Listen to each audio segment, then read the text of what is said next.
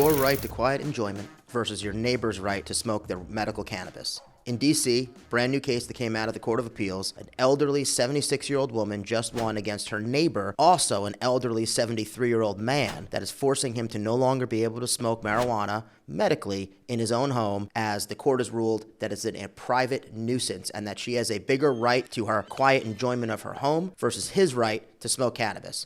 What do you think, guys? I think this is a controversial issue here. I understand the private nuisance laws here, and that, you know, maybe if this did bother her that much, right, then maybe she loses the enjoyment and peace of her own property. What was argued here is that he's a patient suffering from cancer, that he smoked once a day for no longer than 5 minutes.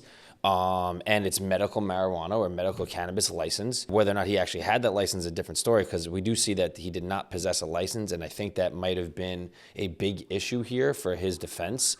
But the situation is whether or not this gentleman had the right to smoke cannabis, which is legal medically in D.C., right, to treat one of his conditions, which was skin cancer. Understanding the flip side of private nuisance, it's not like this guy was Snoop Dogg. I think it's, as he says, he goes, I'm not Snoop Dogg smoking joints all day long, you know, huffing and puffing cannabis smoke into the vents, you know, but the situation came down, and Judge Ebony Scott of D.C. Affirmed a ruling in favor of the plaintiff, Joseph Ippolito Shepard, and, you know, now this gentleman has to go 25 feet away from her home to enjoy the use of cannabis. Yeah. And this is going to be a big fight throughout the country, I think. And rightfully so. I agree I think the ruling was well done. I mean, listen, the private nuisance is when you're impacting a person's use, a substantial use and enjoyment, and it's unreasonable. It's not just a minor impact. This is a major impact because it's affecting the odor that she's receiving through her unit. Again, this gentleman, I feel bad for all his medical conditions, but if he chooses to engage in smoking cannabis, he can do so pursuant to a court order 25 feet away. If he wants to smoke inside, obviously the court has ruled he cannot do so. I agree with the ruling because a person has a right to the expectation and use and enjoyment of their land. This definitely impacts it. Given whatever you feel one way or another about cannabis, it doesn't matter. It could be anything. Today we're talking about cannabis, but he could be a DJ and he could be spinning records all night, right? And then the noise is impacting her, and that's the same thing. But isn't there a difference between, and just assume for a moment he has a valid medical license. Just assume that for a moment. Isn't there a difference between someone taking the doctor-prescribed medicine in their home as prescribed versus DJing on your turntables at 2 in the morning? I feel like there's a big difference between those two things. No, because... And we're talking about this guy who's a cancer patient. He's got all sorts of other medical issues. Again, assume he's got a valid medical card, because I think if he doesn't, that's a big deal. Wait, I have a better analogy. Okay, thank you. Let's get a better analogy. Medically provided CPAP machine or some sort of oxygen machine that makes a lot of noise. That makes a lot of noise, and that disrupts another tenant of one of these row houses or connected homes, and whether or not that affects the quiet enjoyment of the other tenant of that property. And I think, again, what are you going to say? No, you can't use your oxygen machine because it's too loud, and you have to go 25 feet away. Now, if your position hasn't changed, and not even sliced, even with those two examples. Okay. Not even oxygen machine. I'm dying. I need air. I have to now go to the local park. If you're that bad, you should probably sell your unit, go into assisted living, because it seems like you're going to be in that bad of shape. Okay. I'm sorry. It's, all right. I mean, it might sound cold with saying that, but the law is the law. Well, the law. Yeah, okay, the law is the law, but it's... I mean, listen, this went all the way to the Court of Appeals. This is 2 pro se litigants. What does that mean, Josh? It means they For the people that don't themselves. No attorneys involved. I would love to have seen this case play out with 2 attorneys arguing. I bet you they were in a relationship before this happened, and it went sour. I bet you anything. That's typically 73 and 76-year-old man and woman. I think that the analogy is better is if it's another medical condition, that's not a bothering the DJ. neighbor. Yeah. And again, there's also a difference between public nuisance and private nuisance. Yeah.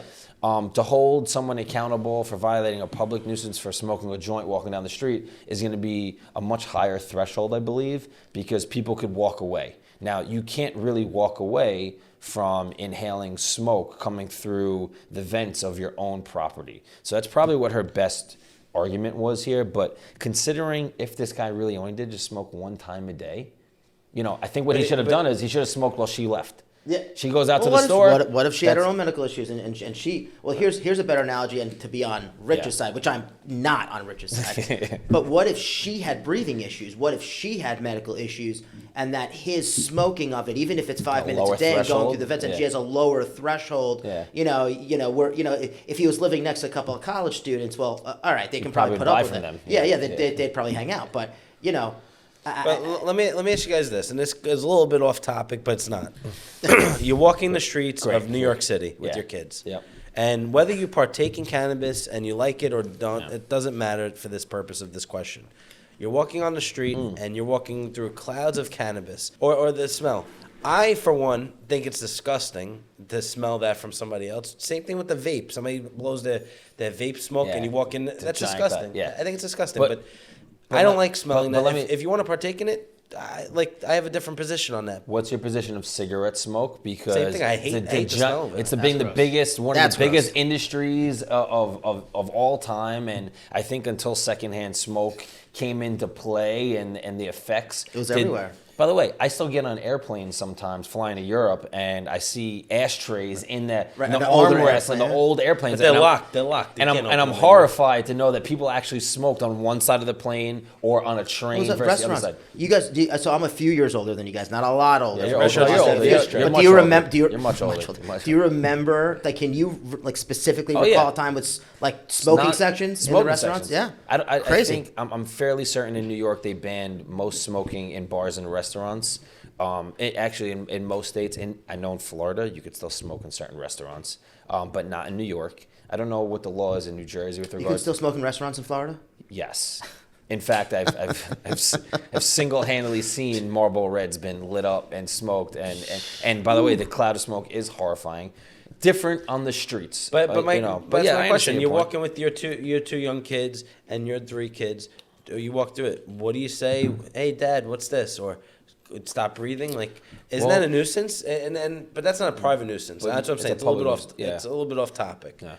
But listen, Josh brings his kids to these crazy music festivals, and at any music festival. You ever hear the term gateway? He's gatewaying this whole scenario. Well, that's the problem. Yeah, but that's different parenting opinions. No. But Josh, you go to music concerts. If you bring your children to concerts, and especially now that cannabis is legal, so it doesn't even have to be a concert. It can just be Middletown Day. I mean, it could literally be almost anything now. And you bring your kids, you and if you know what it smells like, you smell it. I mean, it's there. You just tell your kids it's kind of everywhere. You tell your kids it's a skunk, and someone ran it over, and that's so that. If your kids cut school and they start smoking because Daddy said it's legal, what's your position? My position on cannabis is it's a drug. Listen, it is a much less harmful drug than all the others, but children's brains are still forming, and by the age of at least adult, so no matter what. Like minimum 18, but even that's not really legit. It's wait. Even that's not really legit because at 18 your brain is still forming. Yeah. So early 20s, something like that. I mean, you have to be at the legal age. Just I'm smoke shocked cannabis, that both of you guys are trying to show why it's okay. I would smack that child around. I would punish them, take away all their let's raise your hand if you have children. Screenager devices that they have. By the way, you said children. I have no problem disciplining my children if they sneak off as a minor. My example was, what do you do if you catch your kids cutting school smoking dope? If I catch my 14-year-old cutting school and smoking weed, I will kill her. Yeah. I will kill her. Hypothetically. It's okay. It's okay. I'll go to jail. No. But by the way, shouldn't be taking pills. Chance to form because they're gonna get smacked. Shouldn't be taking pills. Shouldn't be smoking cigarettes. Shouldn't be drinking alcohol unless you're of the legal age. Yeah. Right now, I'm fairly certain that all of us started drinking before 21 years old. Why can't you smoke pot at 18 and not drink it? You can't. You have to be 21 years 21. old. Is it 21? That's 21. Nobody said 18 was legal to smoke cannabis. No, you said of the adult. age. Yeah, we said adult. Adult of the age. Yeah, no, it's 21. You cannot be a minor and purchase. You can't go to the dispensary down the road as an 18-year-old and go. You have to be 21. I didn't know that, but either way, it would never impact me because I'm older than 18. Yeah. So. Regardless of the situation, I am very impressed by Miss Shepard for taking this court to the Court of Appeals of D.C. And Judge Scott making a ruling on this. Now, whether or not this is going to continue to be ruled on in the future, I think that there's going to be some lawyer that gets involved here. The big issue is that the defendant or the gentleman didn't come to retain our firm because I am DC licensed, and I would have been able to. And you would have rejected his position and said, "I'm sorry, I do not partake in cannabis." That's not what I would say. You don't know if I do or don't. You have no idea. Okay. We know Anyway, you don't. would you have represented this guy in court? In the Court of Appeals in DC? If The money's green and smells like skunk. right, Represent. everybody is due their day in court, and I would. So what would your defense here be? represent As someone who supports the plaintiff in this matter, what's your defense? Your Honor, I need to recuse myself. No, seriously. What are you going to say here? No, I mean, listen. You can make all your arguments that you would say, and I would say she could move. She chose to live next to me and smoking. But again, at the end of the day, it doesn't match what the statute says and what the law says, and the law is clear. And I also that's why I agree with the ruling. I also want to know if whether or not the ruling was impacted by whether or not they owned the property, because I'm fairly certain if this was two condos, one living above the other, I don't care. I might be able to smoke as much cannabis as I want 50 times a day. But if this is a shared unit and they're tenants to a landlord and they're renting, maybe that impacted the decision. I would want to know more about the real estate aspect of it, And again, maybe the connected houses. Now, a private nuisance, you could still disturb your neighbor even if you both own your property. So maybe it wouldn't. And we've had those types of cases, by the way, whether it's, even trespass and nuisance, whether you've got you've got water flowing, you took out a whole bunch of trees and now water's flooding your neighbor's property. Well, that's a trespass and a nuisance, right? And so we've dealt with cases like that, and both people own the homes. We had a crazy case here where the neighbor actually trespassed onto the other neighbor's property, chopped down trees because the trees blocked the sun and his pool wasn't getting hot enough. And then our client came home and his trees were gone. And he's like, where did my forest go? So, I mean, that's a totally different situation, but definitely trespass, private nuisance, definitely situations. And remember, it has to be substantial and it has to be unreasonable. It just can't be like a minor annoyance. Like, Well, I just one time a day. Like it's one time a day for 5 minutes. I mean, But I would probably love not- to see her proofs. I would love to see some of that testimony. It's probably not one time a day here. It's probably every few hours. The guy probably buys so much that years ago they probably would say he would overdose. so yeah. Because that's how they used to say years ago. Our partner Rich has no idea about No cannabis. idea about cannabis, none whatsoever. But here's another thing. I have been to Canada. I have been to DC, right?